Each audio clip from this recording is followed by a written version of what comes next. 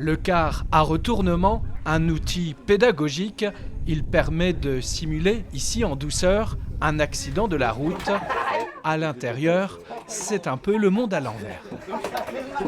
Bah, c'est à toi, faut que tu t'arraches de là. En vrai, je sais pas trop. Enfin, c'est bizarre, c'est comme ça, on n'était plus sur Terre. Franchement, c'est à faire. Enfin, c'est à vivre, pas en accident, mais juste comme ça. Si vous pouvez le vivre, faites-le. On se rend compte que la ceinture c'est vraiment très important et que faut toujours l'attacher. La ceinture de sécurité, son unique fonction, c'est de vous empêcher d'être éjecté à travers les fenêtres ou bien le pare-brise. Son rôle est de vous sauver la vie. L'expérience, c'est que quand ils descendent, ils ont tous compris l'intérêt du port de la ceinture. Beaucoup d'entre eux pensent que la ceinture est faite pour les protéger lorsque le conducteur va freiner, pour pas qu'il se cogne dans le siège, etc.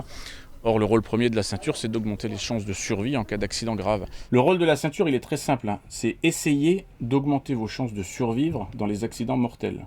Point final.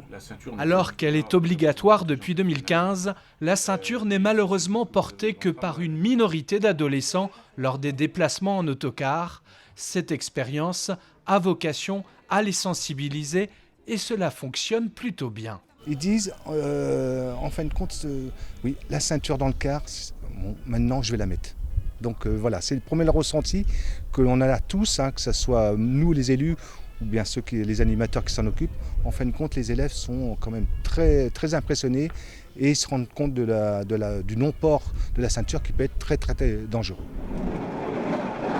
Se confronter à un accident avec ici un choc à 6 km à l'heure, simuler une conduite la nuit et par temps de pluie, écouter les pompiers, les gendarmes, les policiers, il s'agit là d'éducation tout simplement indispensable sur un territoire comme la Vendée, qui encore une fois cette année connaît une année noire sur ses routes.